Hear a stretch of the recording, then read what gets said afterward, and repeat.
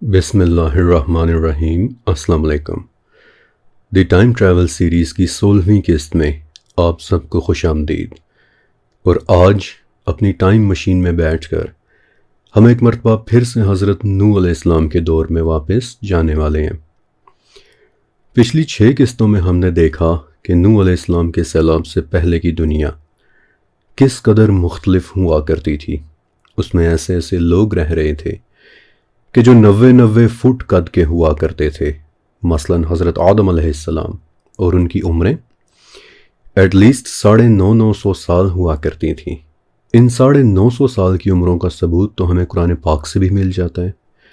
اور یہ سب کچھ کیسے ممکن ہوا اور یہ سب دیکھنے میں کیسا لگتا ہوگا۔ پچھلی 6 قسطوں کے اندر میں آپ کو اس حوالے سے لاتعداد ریفرنسز دے چکا ہوں، سینکڑوں تصاویر دکھا چکا ہوں، اور امید کرتا ہوں کہ وہ سب دیکھ لینے اور جان لینے کے بعد آج والی ویڈیو آپ کو بہت آسانی کے ساتھ سمجھ آ جائے گی۔ آج والی ویڈیو کے اندر جو کچھ بھی آپ دیکھنے والے ہیں وہ سب کچھ اتنا انبیلیویبل ہے کہ ہمارے پاس اس سب کا سب سے بڑا ثبوت ہزاروں سال پہلے لکھی وہ قدیم کتابیں ہیں کہ جو خوش قسمتی سے آج سے 75 سال پہلے فلسطین کے ایک غار میں 2 چرواہے بچوں کو مل گئی تھیں۔ دی ڈیڈ سی اسکرولز، 981 کتابوں کا ایک خزانہ کہ جن میں لکھے حیرت انگیز واقعات میں آپ کو پچھلی 6 قسطوں سے سناتا چلا آ رہا ہوں، وہ واقعات کہ جو نوح علیہ السلام کے سیلاب سے پہلے کی دنیا کے متعلق ہمارا نظریہ بالکل بدل کر رکھ دیتے ہیں۔ اور انہی عجیب و غریب واقعات میں سے ایک واقعہ ہے ماؤنٹ ہرمن کے اوپر 200 ایئرز کا اترنا۔ فلسطین کی اس غار سے جو 981 کتابیں ملی تھیں، ان میں سے ایک کتاب کا نام ہے دا بک آف اینوخ یعنی حضرت ادریس علیہ السلام کہ جو نوح علیہ السلام کے پردادا تھے۔ ایک بات یاد رکھیے گا کہ بک آف اینوخ حضرت ادریس علیہ السلام نے خود نہیں لکھی، نہیں، یہ ایک مسکنسیپشن ہے، بلکہ یہ کتاب ان کی دی ہوئی تعلیمات کے اوپر بعد میں لکھی گئی تھی۔ یعنی ایک طرح سے اینوخ نے اس کتاب کو خود نہیں لکھا، البتہ انہوں نے اسے ڈکٹیٹ ضرور کیا تھا۔ بک آف اینوخ میں لکھا ہے کہ ہمارے والد یرد کے زمانے میں، یعنی ادریس علیہ السلام کے والد کے زمانے میں 200 مخلوقات ایک ایسے پہاڑ پر اتری کہ جسے ماؤنٹ ہرمن کہتے ہیں، اور ان 200 نے آپس میں ایک عہد لیا کہ انسانی نسل کو تباہ کرنا ہے، اس میں کرپشن پھیلانی ہے، اور بالخصوص ان کی عورتوں کو کرپٹ کرنا ہے۔ ان 200 مخلوقات کے لیے جو لفظ بک آف اینوخ میں استعمال ہوا ہے وہ ہے ایئرز، اور ان ایئرز میں سب سے بڑے، سب سے طاقتور اور سب سے کرپٹ ایئر کا نام تھا سمیازا۔ پچھلی قسط کے اندر میں نے آپ کو بتایا تھا کہ سمیازا کا نام آپ نے اپنے ذہن میں رکھنا ہے، کیونکہ اس کے متعلق میں کچھ مزید تفصیل بھی بیان کرنا چاہتا ہوں۔ سمیازا کے نام کی 13 ویریشنز ملتی ہیں، سمیازا، شمیازا، سیمیازا، شمیازا، شمحزائی، عزا، عزازیل یا پھر غزہ، اور ایئرز میں یہ سب سے طاقتور ایئر تھا۔ اس کا نام بڑا دلچسپ ہے۔ مجھے یاد ہے کہ ایک مرتبہ میں نے آپ کو انجیل کا ایک جملہ سنایا تھا کہ seek and you shall find, ask and it will be given to you, Matthew 7:7۔ یہ جملہ حضرت عیسیٰ علیہ السلام نے اپنے حواریوں سے کہا تھا کہ ڈھونڈو تو تمہیں مل جائے گا، مانگو تو تمہیں دے دیا جائے گا۔ سمیازا کے نام کے متعلق مجھے ایک بہت سٹرونگ فیلنگ تھی کہ اگر میں اس کے نام کی گہرائی میں جاؤں، اس کے متعلق ریسرچ کروں، تو یقیناً اللہ تعالیٰ میری آنکھوں کے سامنے کچھ نہ کچھ ضرور لے آئے گا، اور ایسا ہی ہوا۔ سمیازا دراصل سیمیٹک زبانوں کی فیملی کا ایک لفظ ہے۔ سیمیٹک یعنی کہ عربی، عبرانی، آرامیک، سیریاک اور انہی زبانوں کے باقی ویریئنٹس۔ تو آپ دیکھیں گے کہ سمیازا کے نام کے تمام ویریشنز کا روٹ ہے شین اور میم، شیم، جس کا اینشنٹ آرامیک میں مطلب ہوتا ہے کہ میں نے آسمانوں کی طرف دیکھا، and that was all that I needed۔ میرے لیے سمیازا کے نام کا اوریجن مل جانا ایک بہت زبردست لیڈ تھی، کیونکہ آسمانوں کی طرف گھور کر دیکھنے والی حرکت ایک بہت ہی خاص مخلوق کے ساتھ وابستہ ہے، ابلیس کے ساتھ۔ آسمانوں کی طرف گھور کر دیکھنا ابلیس کی ایک بہت سگنیچر حرکت تھی۔ عمر بن خطاب رضی اللہ تعالیٰ عنہ کے ایک بیٹے تھے، حضرت عبداللہ ابن عمر رضی اللہ تعالیٰ عنہ۔ عموماً جب بھی آسمان و زمین کے معاملات کی باتیں ہوتی ہیں تو اکثر اسکالرز آپ کو عبداللہ ابن عباس رضی اللہ تعالیٰ عنہ کی باتیں کوٹ کرتے دکھائی دیتے ہیں، یہاں تک کہ میرے ریسرچ ورک میں عبداللہ ابن عباس کا نام شاید کسی بھی صحابی کی نسبت سب سے زیادہ آیا ہے، لیکن ابن عمر رضی اللہ تعالیٰ عنہ، آسمان و زمین کی جتنی باتیں ہمیں ابن عباس سے پتہ چلتی ہیں اتنے ہی راز ہمیں ابن عمر رضی اللہ تعالیٰ عنہ سے بھی پتہ چل جاتے ہیں۔ اور ان کا علم کیسا تھا، آپ یقین نہیں کریں گے کہ صرف سورہ بقرہ کی تفسیر کرتے کرتے عبداللہ ابن عمر رضی اللہ تعالیٰ عنہ نے 14 سال لگا دیے تھے۔ اور اسی سورہ بقرہ کی آیت نمبر 35 کی تفسیر میں ابن عمر رضی اللہ تعالیٰ عنہ فرماتے ہیں کہ جب ابلیس کو آدم علیہ السلام والے واقعے کے بعد آسمان سے نکال کر زمین کی طرف بھیج دیا گیا تو اترتے ہوئے وہ گھور کر آسمانوں کی طرف دیکھے چلا جا رہا تھا، اور اس کے دونوں ہاتھوں کی انگلیاں ایک دوسرے کے اندر ملی ہوئی تھیں۔ اور ابن عباس رضی اللہ تعالیٰ عنہ اس کے متعلق کیا کہتے ہیں؟ تفسیر ابن ابی حاتم میں عبداللہ ابن عباس کا ایک اثر درج ہے۔ اثر یعنی صحابہ کی باتیں، اس کی پلورل ہوتا ہے آثار۔ اور اگر کبھی میں کہوں کہ یہ صحابہ کے آثار ہیں تو اس کا مطلب یہ ہوتا ہے کہ یہ صحابہ کرام رضی اللہ تعالیٰ عنہم اجمعین کی بتائی ہوئی باتیں ہیں۔ ابلیس کے متعلق ابن عباس رضی اللہ تعالیٰ عنہ کا اثر ہے کہ کان ابلیس اسمہ عزازیل وکان من اشرف الملائکہ من ذوی اربع، یعنی ابلیس کا نام عزازیل تھا اور وہ بلند مرتبے والے ان فرشتوں کے ساتھ رہا کرتا تھا کہ جن کے 4 پر ہوتے ہیں۔ ابن عباس رضی اللہ تعالیٰ عنہ کا یہ اثر شعب الایمان میں بھی ہے اور اس کی اسناد بھی بالکل صحیح ہے۔ اور عزازیل کس کے نام کا ایک ویریئنٹ تھا؟ سامیازہ کے۔ اس دن ماؤنٹ ہرمن پر عزازیل نے بذات خود ایرز کی اس میٹنگ کو لیڈ کیا تھا۔ اس دن یہ کوئی اس قدر گرینڈ میگنیٹیوڈ کی میٹنگ تھی کہ اسے ہیڈ کرنے کے لیے عزازیل بذات خود آیا تھا، اور اس دن عزازیل نے ان ایئر سے اس قدر کوئی شدید حلف لیا تھا، ایسا کوئی کانٹریکٹ لیا تھا، ایسا کوئی معاہدہ لیا تھا کہ جس کے بعد ان ایئرز نے دنیا میں ایسی کرپشن پھیلائی کہ جس کی کوئی مثال نہیں ملتی۔ ابھی میں آپ کو بتاؤں گا بھی کہ اس کرپشن کا کیا نتیجہ نکلا تھا، لیکن آپ کو ایک دلچسپ بات بتاؤں۔ نیپولین بوناپارٹ کا نام یقیناً آپ سب نے سن رکھا ہوگا۔ اس کے محل میں ایک پینٹر رہا کرتا تھا، الیگزینڈر کابانل، اور کابانل کو 17ویں صدی اور فرینچ ریولوشن کے مشہور ترین پینٹرز میں سے ایک کہا جاتا ہے۔ یونیورسٹی میں اپنی سٹڈیز کے دوران جب میں رینیسانس دور کے آرٹ اور پینٹنگز کو اسٹڈی کر رہا تھا، تب الیگزینڈر کی ایک پینٹنگ میری نظر سے گزری تھی کہ جو ابن عمر رضی اللہ تعالیٰ عنہ کی ڈسکرپشن پر پوری فٹ بیٹھتی ہے۔ بلکہ بعض کا تو یوں لگتا ہے کہ کابانل نے جیسے عبداللہ ابن عمر رضی اللہ تعالیٰ عنہ کی بتائی ہوئی ڈسکرپشن پر ہی یہ پینٹنگ بنائی ہو، اور اس پینٹنگ کا نام ہے دی فالن اینجل۔ جب کسی پینٹنگ کی اسٹڈی کی جاتی ہے تو اس میں کلرز اور ٹونز کے علاوہ آنکھوں میں موجود تاثرات بھی بہت معنی رکھتے ہیں، اور اس پینٹنگ میں آنکھوں کے ایکسپریشنز کو دیکھیے، غصہ، ڈس اپوائنٹمنٹ، لیکن ذرا اس پینٹنگ میں ہاتھوں کی پوزیشن کو دیکھیے، دونوں ہاتھوں کی انگلیاں ایک دوسرے کے اندر ملی ہوئی ہیں، بالکل ویسے ہی کہ جیسے کابانل سے صدیوں قبل عبداللہ ابن عمر رضی اللہ تعالیٰ عنہ نے بتایا تھا کہ اترتے ہوئے عزازیل کے دونوں ہاتھوں کی انگلیاں ایک دوسرے کے اندر ملی ہوئی تھیں۔ کابانل کی اس پینٹنگ میں اور بھی بہت سارا سمبلزم چھپا ہوا ہے، لیکن آپ کو رینیسانس دور کی پینٹنگز کے متعلق سکھانا میری آج کی ویڈیو کا مقصد نہیں ہے، وہ پھر کبھی۔ بس میں نے آپ کو چلتے چلتے ایک مثال دے دی کہ گھور کر آسمانوں کی طرف دیکھنا اور دونوں ہاتھوں کی انگلیوں کو ایک دوسرے میں ملا کر رکھنا یہ ابلیس کا سگنیچر ایکٹ تھا، اور سامیازہ واز نن ادر دین ابلیس ہمسیلف۔ بائی دا ویز، سامیازہ کے نام کی 13 ویریشنز کہ جو بھی میں نے آپ کو بتائیں، ان میں سے ایک ویریشن غزہ یا پھر غزہ بھی ہے۔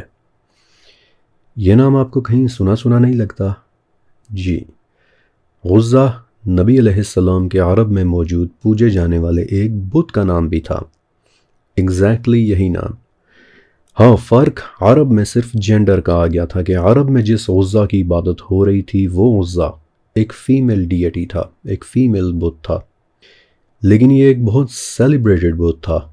اس کی پورے عرب میں ایک بہت بڑے پیمانے پر عبادت کی جاتی تھی، اور احد کی لڑائی میں ابو سفیان نے اسی بت کے متعلق بڑے فخر سے نعرہ لگایا تھا کہ لنا الغزہ ولا غزہ لکم، یعنی ہمارے لیے غزہ ہے اور تمہارے لیے کوئی عزہ نہیں۔ تو کیا یہ بت والا عزہ کسی طرح سے سامیازہ کے ساتھ کوئی لنک رکھتا ہے؟ جی، رکھتا ہے، کیونکہ اس کے متعلق تو پوری ایک حدیث موجود ہے کہ جہاں نبی کریم حضرت محمد صلی اللہ علیہ وآلہ وسلم نے فرمایا تھا کہ جو بت حضرت نوح علیہ السلام کی قوم میں پوجے جاتے تھے وہی بت بعد میں عرب میں بھی پوجے جانے لگے تھے۔ اور پچھلی قسط کے اندر میں نے آپ کو کیا بتایا تھا کہ سامیازہ ہی وہ ایّر تھا کہ جس نے انسان کو بت پرستی کرنا سکھایا، اور یقیناً اس پریکٹس کی خاطر اس نے انہیں اپنا بھی ایک بت بنا کر پیش کر دیا تھا۔ بائی دی وے، ابھی میں نے آپ کو ابن عباس رضی اللہ تعالیٰ عنہ کا ایک اثر سنایا کہ ابلیس کا نام عزازیل تھا، اور وہ ان بلند مرتبہ فرشتوں کے ساتھ رہا کرتا تھا کہ جن کے 4 پر تھے۔ آپ کو پتہ ہے کہ ابلیس کا لفظ بلس سے نکلا ہے کہ جس کا مطلب ہوتا ہے ہمیشگی کا دکھ، یعنی وہ کہ جس کے ساتھ اب ہمیشہ دکھ رہے گا۔ لیکن جس بات نے میری توجہ فوراً اپنی طرف کھینچی تھی وہ ابن عباس سے ملی یہ انفارمیشن ہے کہ عزازیل انتہائی ہائی رینکنگ فرشتوں کے ساتھ رہا کرتا تھا۔ ناؤ آئی نو کہ یہ بات ہمارے ٹاپک سے اتنی ریلیٹڈ نہیں ہے، لیکن بخاری میں ایک حدیث شریف ہے کہ جب اللہ تعالیٰ نے آدم علیہ السلام کو تخلیق کیا تو انہیں حکم دیا کہ جاؤ اور جا کر ان فرشتوں کو سلام کرو، دیکھنا کہ وہ تمہیں کس طرح جواب دیں گے، اور وہ جواب سیکھ لینا۔ پھر آدم علیہ السلام گئے اور ان فرشتوں کو سلام کیا۔ Just think about it for a second کہ وہ کس قدر جلیل قدر اور عظیم الشان فرشتے ہوں گے کہ جن کی طرف اللہ تعالیٰ نے آدم علیہ السلام کو تخلیق کے بعد بھیجا تھا، اور وہ کس قدر ہائی رینکنگ ہوں گے کہ جن کے ساتھ عزازیل رہا کرتا تھا، کہ جو باقاعدہ کلام کیا کرتے تھے۔ ابلیس تو اس کا نام نکالے جانے کے بعد ہوا ہے، اور تبھی اس کی شکل بھی بدلی تھی۔ وہ آپ کو یاد ہوگا کہ جنات سیریز کے اندر میں نے آپ کو پوری وہ روایت سنائی تھی کہ جس نے ابلیس کو اس کی بدتر شکل میں دیکھا تھا،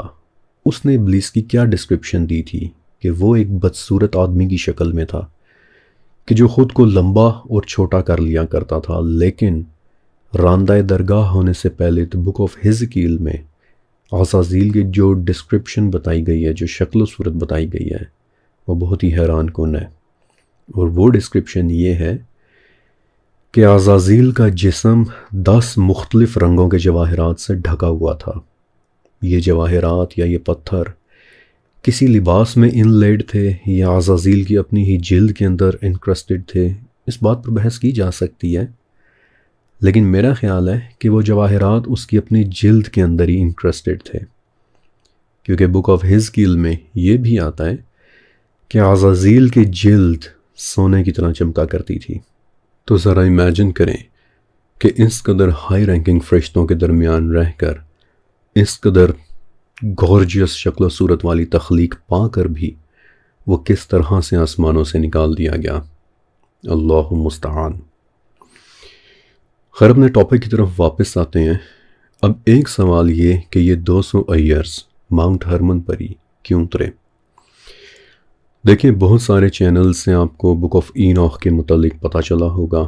لیکن فرقان قریشی بلاگز پر میری پوری کوشش ہوتی ہے کہ آپ تک وہ علم پہنچاؤں کہ جو آپ کو کہیں اور سے نہیں ملتا، اور ماؤنٹ ہرمن بھی انہی ٹاپکس میں سے ایک ہے۔ شاید ہی کبھی کسی چینل نے ماؤنٹ ہرمن پر توجہ دی ہوگی کہ آخر ماؤنٹ ہرمن ہی کیوں، یا آخر اس کی کیا ہسٹری ہے، ہم اس کے متعلق کیا جانتے ہیں۔ ماؤنٹ ہرمن نامی یہ پہاڑ شام یعنی سیریا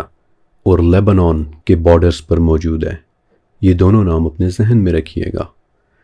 اب شام کا ایک شہر ہے رأس الشمرا، یہ ایک بہت ہی قدیم شہر ہے،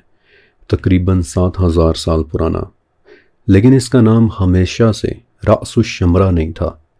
بلکہ حضرت سلیمان علیہ السلام کے زمانے میں، یعنی کہ آج سے تقریباً 3000 سال پہلے،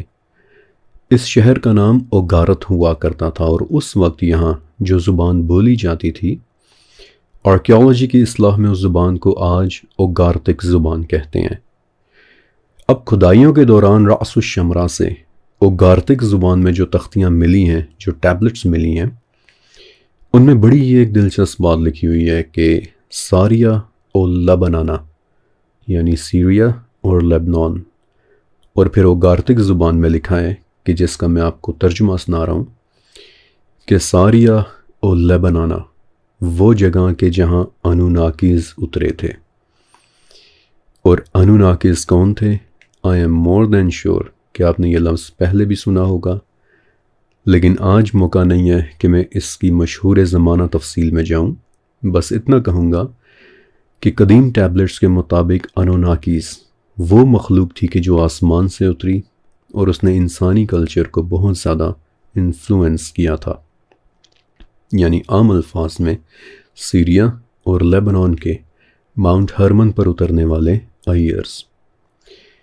پھر ترکی میں سلطنت عثمانیہ سے پہلے، بہت پہلے، 3500 سال پہلے،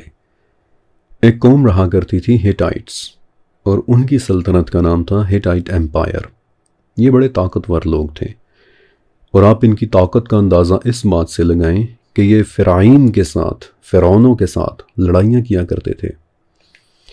ہیٹائٹس کے قدیم لٹریچر اور ان کی ملی ہوئی ٹیبلٹ سے پتہ چلتا ہے، اور وہ اپنی زبان میں لکھتے ہیں کہ ساریانو، یعنی سیریا کے ایک پہاڑ پر، اور میں اردو ترجمہ بتا رہا ہوں، کہ آسمان سے وہ لوگ اترے تھے کہ جن کی بعد میں عبادت کی جاتی رہی تھی، یعنی کہ سیریا کے ماؤنٹ ہرمن پر اترنے والے آئیرز۔ پھر 18ویں صدی میں کہ جب برٹش امپائر کا سورج اپنی پوری آب و تاب کے ساتھ چمک رہا تھا، اور برٹش رائل آفیسرز پوری دنیا کو ایکسپلور کر رہے تھے، ایک دوسرے سے شرطیں لگا رہے تھے، بلکہ آپ کو یاد ہی ہوگا کہ میں نے بتایا بھی تھا کہ 2 انگریزوں نے اونٹوں پر بیٹھ کر ربع الخالی صحرا کو کراس کرنے جیسا کریزی کام کر لیا۔ تو ایسے ہی ایڈونچرس نیچر رکھنے والے آفیسرز میں سے ایک رائل آفیسر اور انجینئر تھے sir Charles Warren. Charles Warren Syria آئے اور اپنے پیشے اور شوق کی خاطر ماؤنٹ ہرمن کے اوپر کھدائیاں شروع کر دیں، اور ان کھدائیوں کے دوران انہیں ہرمن پر بڑے بڑے پتھروں سے بنا ایک مندر ملا تھا کہ جسے آج یہاں کی لوکل زبان میں قصر انطار کہتے ہیں۔ ان پتھروں میں سے ایک بڑے پتھر پر کچھ انسکرپشنز لکھی ہوئی ہیں کہ جنہیں اگر میں اردو میں پڑھوں تو اس پتھر پر لکھا ہوا ہے کہ یہ ہے وہ جگہ کہ جہاں خدا کی طرف سے انہیں سزا ملی کہ جنہوں نے اس پہاڑ کے اوپر ایک عہد لیا تھا، یعنی کہ ماؤنٹ ہرمن پر اترنے والے آئیرز، کہ جنہوں نے آپس میں انسانی عورتوں کو کرپٹ کرنے کا ایک عہد لیا تھا۔ پتھر پر لکھی ان انسکرپشنز کو جارج نکلسبرگ نے ترجمہ کیا تھا، کہ جو اپنے دور کی ایک بہت قابل شخصیت تھے، یونیورسٹی آف آئیووا میں پروفیسر آف اینشنٹ ریلیجنز، یعنی قدیم مذاہب کی سٹڈیز کے ماہر تھے۔ My favourite job. اور قدیم مذاہب کی سٹڈیز کے بعد وہ بھی یہی کہتے ہیں کہ ماؤنٹ ہرمن پر کچھ نہ کچھ تو ہوا تھا، کہ جس کا ذکر ہمیں ہر قدیم مذہب کے اندر مل جاتا ہے۔ بلکہ سچ کہوں تو قصر انطار صرف ایک مندر ہے۔ سچ تو یہ ہے کہ ماؤنٹ ہرمن کی سلوپس پر آج بھی آپ کو کم از کم 30 مندر ایسے مل جائیں گے کہ جنہیں قدیم لوگوں نے بنایا تھا، زیادہ تر اینشنٹ رومنز نے، کہ جس سے پتہ چلتا ہے کہ رومنز بھی اس پہاڑ کی کسی نہ کسی اہمیت سے تو ضرور واقف تھے۔ اور جہاں تک میرا خیال ہے رومنز اس کی اصل اہمیت سے بھی واقف تھے، کیونکہ ان 30 مندروں میں سے ایک مندر ہے قصر البنات۔ آف کورس یہ اس مندر کا لوکلائزڈ عربک نام ہے کہ جو بہت بعد میں رکھا گیا تھا، لیکن کیا آپ اس نام کا مطلب جانتے ہیں؟ کنواریوں کا محل، یعنی کہ وہ جگہ کہ جہاں کسی زمانے میں کنواری عورتیں رہا کرتی تھیں۔ اور چونکہ یہ پری کرسچینٹی مندر ہے اس لیے ہم یہ بھی نہیں کہہ سکتے کہ وہ کنواری عورتیں ننز ہوں گی، نہیں، بلکہ پچھلی قسط میں آئرز کے متعلق جو انفارمیشن میں نے آپ کو دی تھی ان میں سے ایک یہ بھی تھی کہ آئرز بالخصوص انسانی خواتین کو کرپٹ کرنے میں بہت زیادہ دلچسپی رکھتے تھے، اور نو ونڈر کہ رومنز نے اسی کانسیپٹ کے اوپر پھر یہاں اپنا بھی ایک مندر بنا لیا۔ بلکہ آپ ماؤنٹ ہرمن کے نام ہی کو دیکھ لیں، یہ بات مجھے پہلے مینشن کرنی چاہیے تھی کہ اس کا نام ہی بہت انٹرسٹنگ ہے، ماؤنٹ ہرمن یا پھر جبل ہرمن۔ جبل کا مطلب ہوتا ہے پہاڑ، اور ہرمن کا لفظ اپنے اندر سیمیٹک روٹس رکھتا ہے، یعنی کہ یہ سیمیٹک زبانوں کا ایک لفظ ہے، اور سیمیٹک میں نے آپ کو ابھی بتایا بھی تھا کہ عبرانی، عربی، آرامیک اور یہ ساری ایفرو ایشیاٹک زبانیں وغیرہ۔ اور ہرمن کا روٹ ورڈ ہے حرم، یعنی وہ جگہ کہ جو کسی خاص مقدس کام کے لیے استعمال ہوئی ہو، اور ہرمن کے نام کا یہ ایک اور ڈیریویٹو ہے حرام ہوئی جگہ، ٹیبو جگہ، حرمت والی، فوربیڈن جگہ، کیونکہ یہاں اس پہاڑ پر ایک فوربیڈن ایکٹ ہوا تھا، 200 ایئرز کے درمیان ایک فوربیڈن عہد۔ اب ماؤنٹ ہرمن ہی کیوں؟ ایسا کیا راز چھپا ہے اس پہاڑ کے اندر؟ دیکھیں، اس سوال کا حتمی جواب تو ہم تب تک نہیں جان سکیں گے کہ جب تک ہم ماؤنٹ ہرمن کی کھدائی نہ کر لیں، ماڈرن ٹولز کے ساتھ اس کے سکینز نہ کر لیں، کیونکہ تبھی ہمیں پتہ چلے گا کہ کیا اس کے اندر کوئی کرسٹلز موجود ہیں یا پھر کہ یہ پہاڑ جیوڈز کے ساتھ بھرا پڑا ہے۔ آپ کو یاد ہے کہ ایز ابو سو بلو والے سیزن کے اندر میں نے آپ کو کرسٹلز کی حیرت انگیز پراپرٹیز کے متعلق بتایا بھی تھا، لیکن ہرمن کے ساتھ ہم یہ تجربات نہیں کر سکتے۔ آپ کو پتہ ہے کہ کیوں؟ دیکھیں، میں کوئی کانسپریسی تھیوری پیش نہیں کر رہا، لیکن آپ جان کر حیران ہوں گے کہ ماؤنٹ ہرمن کی چوٹی پر ایک عمارت بنی ہوئی ہے جس کا نام ہے ہرمن ہوٹل، لیکن کسی صورت یہ عمارت کوئی ہوٹل نہیں بلکہ UN والوں کا ایک آفس ہے، کہ جس کے متعلق یہ کہا جاتا ہے کہ یہ آفس اس ایریا میں پیس کیپنگ مشن کا ایک دفتر ہے، لیکن یہ بات دل کو ہی نہیں لگتی کہ بھئی پیس کیپنگ مشن کا آفس بنانے کے لیے UN والوں کو پہاڑ کی ایک چوٹی ملی تھی، اور وہ بھی ایک ایسا پہاڑ کہ جو اتنی ہسٹوریکل ویلیو رکھتا ہے۔ لیکن اب ظاہر ہے کہ UN کا دفتر ہونے کی وجہ سے، سیکیورٹی ریزنز کی وجہ سے، نہ کوئی اس پہاڑ پر کھدائی کر سکتا ہے اور نہ ہی یہاں لارج سکیننگ ڈیوائسز لے کر جا سکتا ہے۔ یعنی دوسرے الفاظ میں ماؤنٹ ہرمن کے راز جاننے پر اب ایک ان کہی پابندی لگ چکی ہے۔ لہٰذا ماؤنٹ ہرمن کے اندر ایسا کیا چھپا ہے؟ ہو نوز؟ میرے پاس ایک تھیوری ہے تو صحیح، لیکن اب چونکہ میرے پاس کوئی ثبوت نہیں ہے، وہ صرف میری ایک تھیوری ہے، لہٰذا اب اسے میں یہاں کیا پریزنٹ کروں۔ لیکن یہ تمام سورسز، یہ تمام تختیاں، یہ تمام ٹیبلٹس ایک کامن بات کی طرف اشارہ ضرور کرتے ہیں کہ ماؤنٹ ہرمن پر کچھ نہ کچھ تو ہوا تھا کہ جس میں 200 ایئرز انوالوڈ تھے۔ وہ اس پر اترے، انہوں نے انسانی خواتین کے ساتھ کچھ نہ کچھ چھیڑ چھاڑ کی، کہ جس کے نتیجے میں پھر ایک ان نیچرل اولاد پیدا ہوئی کہ جس سے اس دنیا کو پاک کر دینے کے لیے پھر ایک عظیم سیلاب بھیجا گیا۔ اور ویڈیو کے اس حصے کے اندر اب میں آپ کو اسی اولاد کے متعلق بتانے والا ہوں۔ اوریجنل توریت عبرانی زبان میں نازل ہوئی تھی، اور اس میں لکھے ہوئے الفاظ آبویسلی عبرانی زبان کے تھے۔ بعد میں جب توریت کو دوسری زبانوں میں ٹرانسلیٹ کرنا شروع کیا گیا تو شروع کی ٹرانسلیشنز، کہ جنہیں ہم کلاسیکل ٹرانسلیشنز کہتے ہیں، ان میں کچھ الفاظ کو اوریجنل ہیبریو زبان میں ہی رہنے دیا گیا تھا، اور میں چاہتا ہوں کہ ان الفاظ میں سے 3 الفاظ آپ اپنے ذہن میں رکھ لیں۔ پہلا لفظ نیفلم، دوسرا لفظ رافائم، اور تیسرا لفظ عناکم۔ تمام کلاسیکل ٹرانسلیشنز میں ان تینوں لفظوں کو اوریجنل ہیبریو یعنی پرانی زبان میں ہی رہنے دیا گیا تھا، اور ان میں سے ایک لفظ نیفلم بک آف اینوخ کے اندر بھی موجود ہے کہ ایئرز نے انسانی عورتوں کے ساتھ جو کرپشن پھیلائی، اس کے نتیجے میں پیدا ہونے والی اولاد قد میں بہت زیادہ بڑی تھی، اور اس اولاد کو نیفلمز کہتے تھے۔ اب 16ویں صدی تک یہ لفظ ایسے ہی استعمال ہوتے رہے، نیفلمز اور رافائمز اور اناکمز، لیکن پھر 16ویں صدی کے انگلینڈ میں ایک ایسا شخص پیدا ہوا کہ جس نے انگلش زبان کی شکل ہی بدل کے رکھ دی، ولیم شیکسپیئر۔ آپ کو پتہ ہے کہ شیکسپیئر نے انگلش زبان میں 1700 الفاظ ایسے انوینٹ کیے ہیں کہ جو اس سے پہلے ایگزسٹ ہی نہیں کرتے تھے، اور مزے کی بات کہ ان میں سے کئی الفاظ تو ایسے ہیں کہ جو ہم آج تک استعمال کر رہے ہیں، مثلاً مینیجر، مثلاً میجسٹک، مثلاً جینرس، مثلاً لونلی۔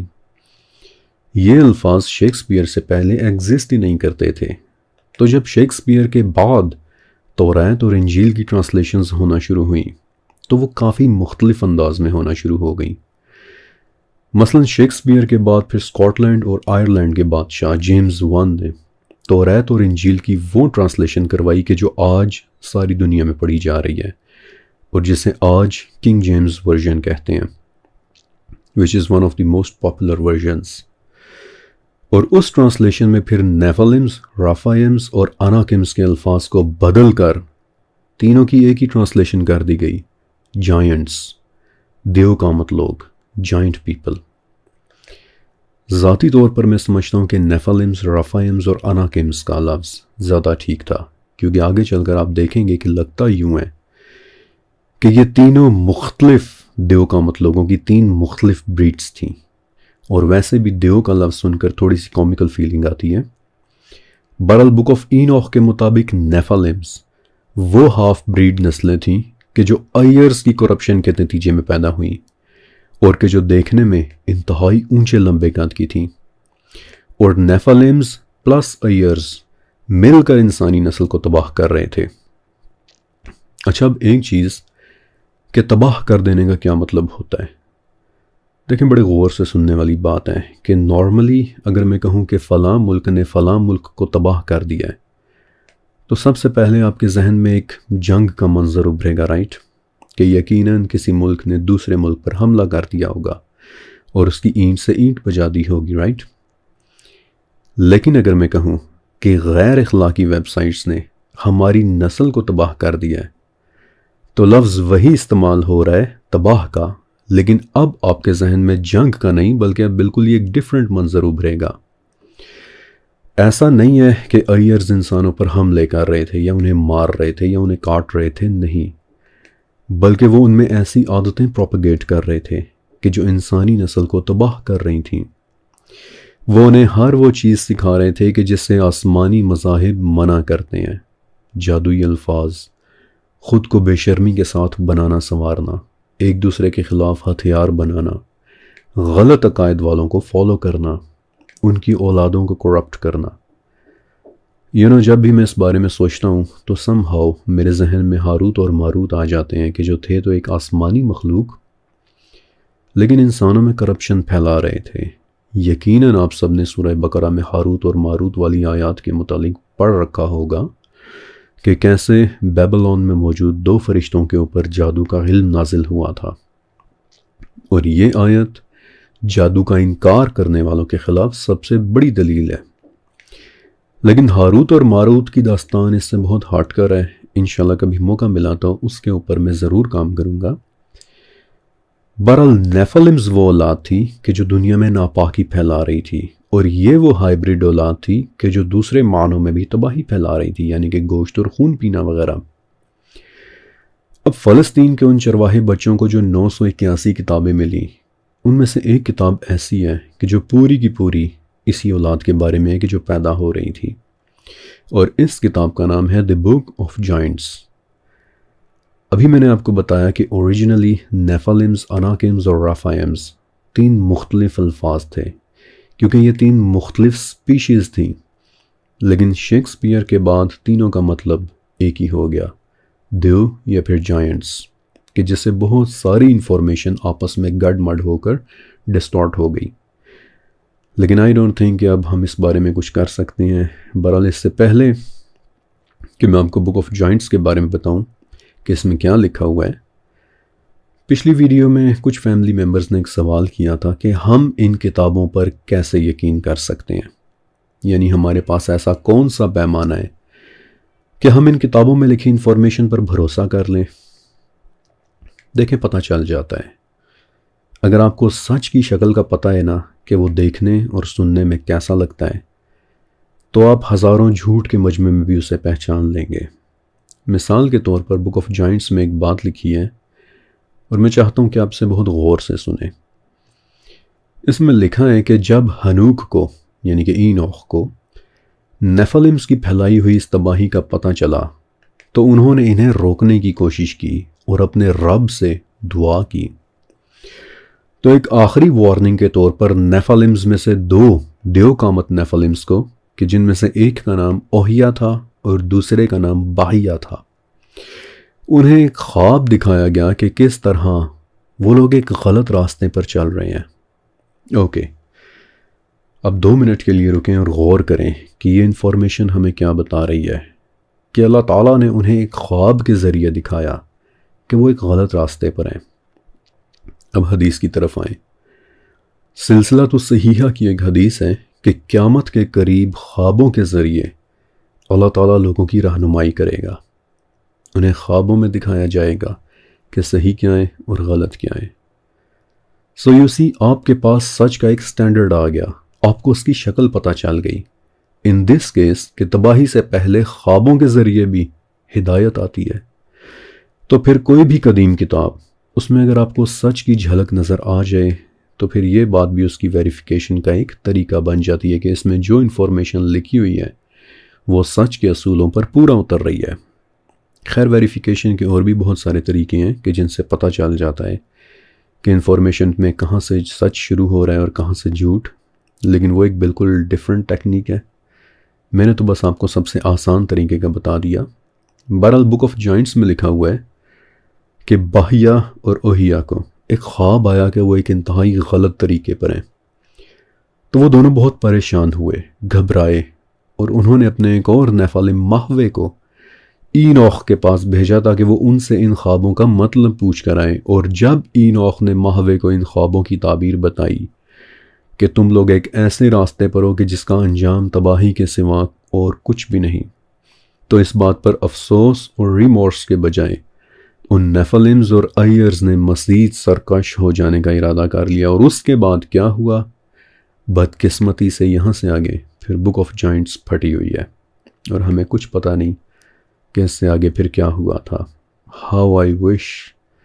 کہ ہمیں اس سے آگے کی انفارمیشن بھی کبھی مل سکتی ہوتی، لیکن اب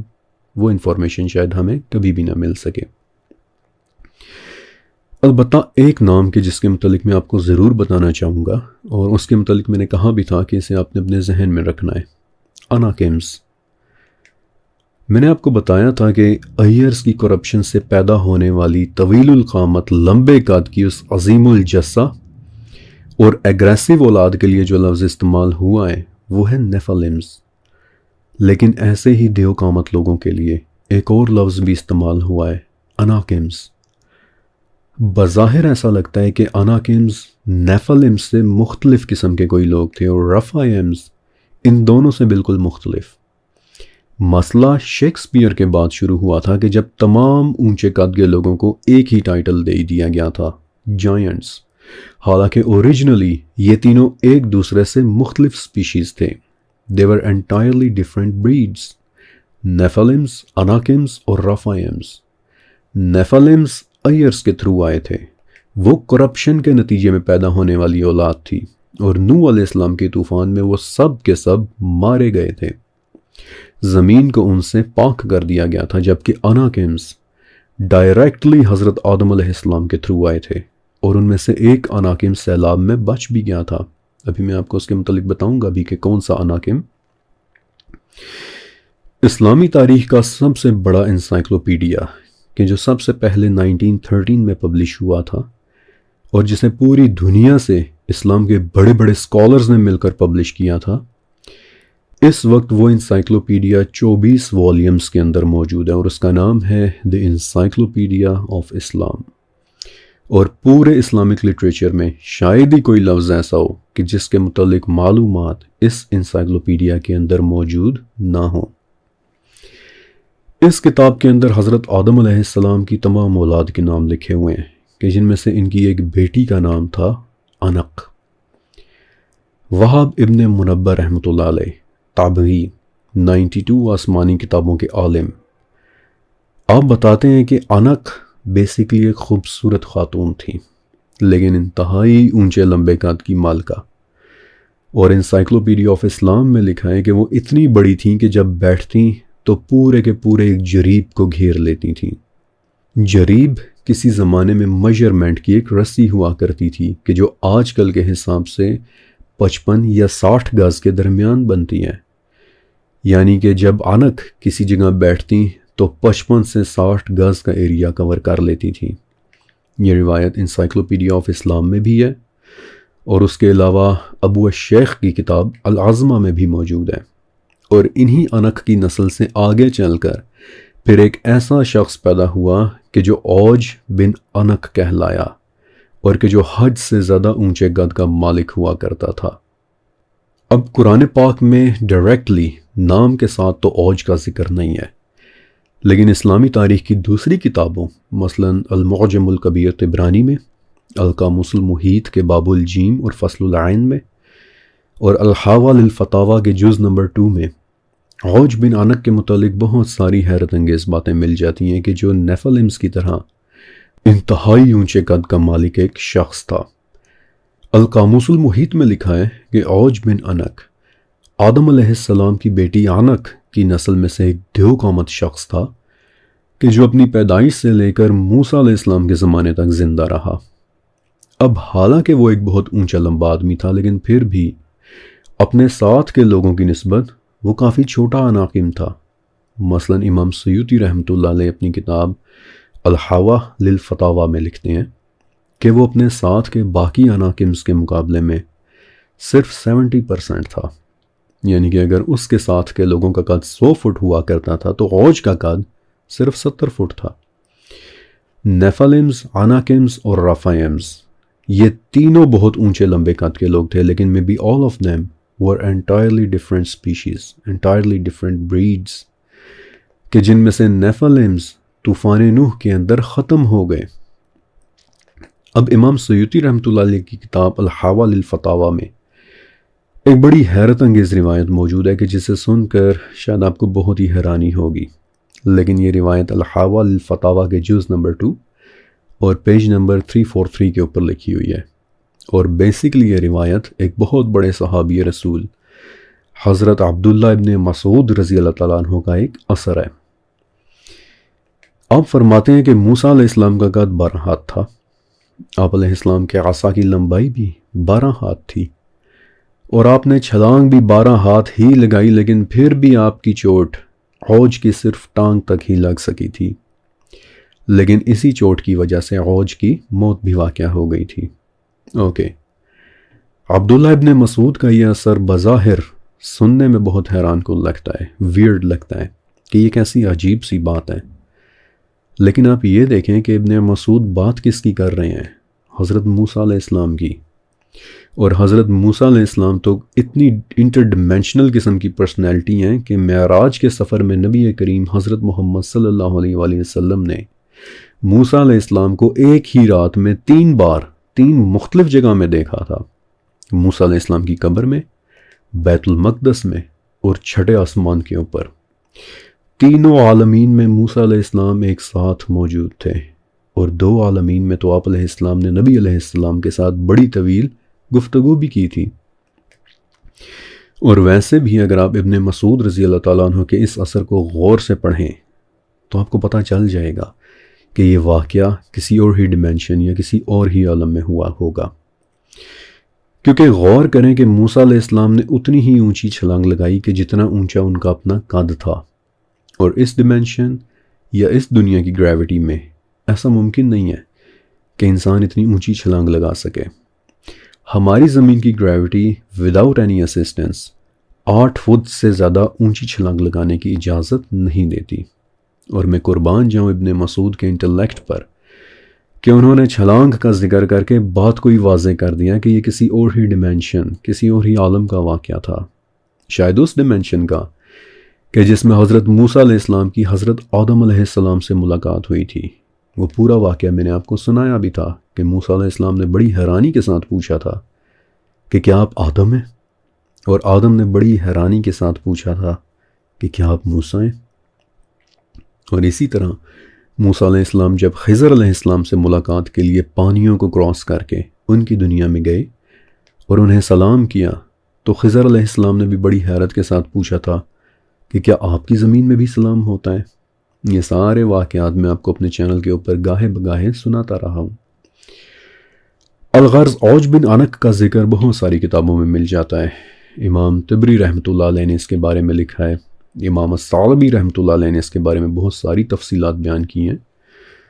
اور امام الثعلبی کی تفسیر آپ کو پتہ ہی ہوگا کہ وہ کتنی مشہور اور کتنی بڑی تفسیر ہے۔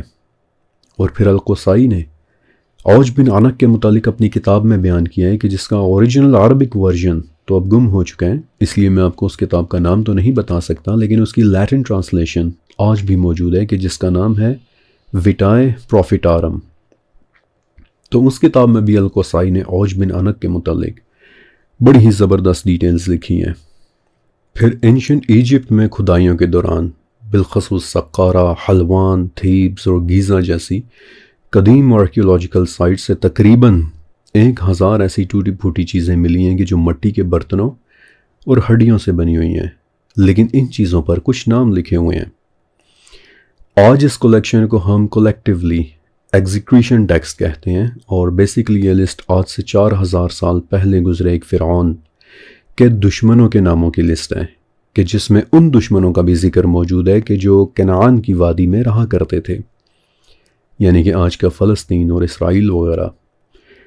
اور ان میں سے ایک بادشاہ کا بالخصوص ذکر ہے کہ جو بہت اونچے قد کا مالک تھا اور جس کا نام عنق کا بیٹا تھا، یعنی عوج بن عنق۔ اچھا، اب ایک دلچسپ بات کہ ایگزیکریشن ٹیکسٹ میں اینشنٹ ایجپشنز نے جس جگہ کا ذکر کیا ہے، اس ٹیکسٹ کے لکھے جانے کے کئی صدیوں بعد کہ جب نئے فرعون آ گئے اور موسیٰ علیہ السلام نے بنی اسرائیل کو ان فرعین میں سے ایک سے نجات دلوائی اور یہ لوگ ایجپٹ چھوڑ کر پھر پرومسڈ لینڈ کی طرف نکل پڑے۔ آئی ایم شیور کہ آپ نے وہ پورا واقعہ سن رکھا ہوگا کہ کیسے راستے میں جاتے جاتے ایک سمندر آ گیا اور موسیٰ علیہ السلام نے اپنا عصا مار کر اس سمندر کے 2 ٹکڑے بھی کر دیے۔ لیکن آگے چل کر جب یہ لوگ پرومسڈ لینڈ سے پہلے اریحا نام کی ایک جگہ کے قریب پہنچ گئے تو موسیٰ علیہ السلام نے بنی اسرائیل کے 12 قبیلوں میں سے 12 جاسوس یعنی اسکاؤٹس کو اریحا بھیجا تاکہ وہ وہاں کی خبر لے کر آئیں۔ تو وہ جاسوس یعنی کہ وہ اسکاؤٹس وہاں گئے اور واپس آ کر انہوں نے رپورٹ کیا کہ اے موسیٰ، وہاں تو بہت ہی طاقتور لوگ رہتے ہیں، ان کے ساتھ تو آپ اور آپ کا خدا ہی جا کر لڑائی کریں۔ اور بائی دا ویز ان کے یہ الفاظ تو سورہ مائدہ میں بھی موجود ہیں۔ انہوں نے رپورٹ کی کہ اے موسیٰ، وہاں تو انتہائی سرکش لوگ رہتے ہیں۔ اور اس آیت کی تفسیر میں حضرت انس بن مالک رضی اللہ تعالیٰ عنہ فرماتے ہیں کہ وہ لوگ یعنی کہ اریحا میں رہنے والے لوگ کہ جنہیں ان اسکاؤٹس نے دیکھا تھا، وہ بانسوں کی طرح لمبے لمبے تھے کہ جنہیں دیکھ کر یہ اسکاؤٹس بھاگ کھڑے ہوئے۔ دیو قامت لوگوں کو دیکھ کر یہ لوگ بھاگ کھڑے ہوئے، اور پھر یہ ان کا وہ قصور ہوا کہ جس کے نتیجے میں ارض مقدس کو بنی اسرائیل کے لیے حرام کر دیا گیا، اور 40 سال تک پھر وہ لوگ وادی تیہ میں بھٹکتے رہے تھے۔ بائی دا ویز توریت اور تالمود کی جو قدیم تفاسیر ہیں، مثلاً ایئر 1194 میں ایک بہت بڑے یہودی اسکالر موسیٰ بن نخمان نے توریت کی ایک تفسیر لکھی تھی، اور اگر آپ اسے پڑھیں تو آپ کو ان اسکاؤٹس کا پورا میپ مل جائے گا۔ مجھے یاد ہے کہ آج سے کئی سال پہلے جب میں نے وہ تفسیر پڑھی تھی تو ان اسکاؤٹس کے روٹ پر میں نے پورا ایک نقشہ بنایا تھا کہ وہ صحرا سے اریحا میں داخل ہوئے، پھر ہیبرون کے شہر تک گئے، وہاں سے انہوں نے پھلوں کے سیمپلز اکٹھے کیے، اور پھر اچانک وہاں انہیں عوج نظر آ گیا کہ جس کے سامنے انہیں اپنا آپ کیڑے مکوڑوں کی طرح محسوس ہونے لگ گیا۔ بہرحال عوج بن عنق کا ذکر نام کے ساتھ بائبل میں ضرور مل جاتا ہے، بک آف ڈیوٹرانومی میں، کہ وہ ایک آخری دیو قامت شخص تھا، دی لاسٹ عنقم۔ عوج بن عنق کے متعلق اور بھی بہت ساری انفارمیشن موجود ہے، لیکن میں آپ کو صرف وہ انفارمیشن دے رہا ہوں کہ جسے اسلامک روایات سپورٹ کرتی ہیں، اور کہ جن سے ہمیں اللہ تعالیٰ کی بنائی ہوئی اس حیرت انگیز کائنات کو سمجھنے کا ایک موقع بھی مل جاتا ہے۔ اور کہ جو ہمیں سوچنے پر مجبور کرتی ہے کہ ہم بنی نوع انسان کی تاریخ کے متعلق کتنا کم جانتے ہیں۔ مجھے یاد پڑتا ہے کہ کچھ عرصہ پہلے میں نے کہیں پڑھا تھا کہ رشیا کے غار میں آرکیالوجسٹس کو کسی انسانی عورت کی چھوٹی انگلی کی ہڈی ملی تھی۔ اب آپ کو پتہ ہی ہے کہ ہمارے ہاتھوں کی انگلیاں ہمارے جسموں کے ساتھ پروپورشن رکھتی ہیں، تو انہوں نے جب اس ہڈی کی اسٹڈی کی تو یہ نتیجہ نکلا کہ جس عورت کی انگلی سے یہ ہڈی آئی تھی وہ عورت خود ایٹ لیسٹ 8 فٹ اونچی رہی ہوگی۔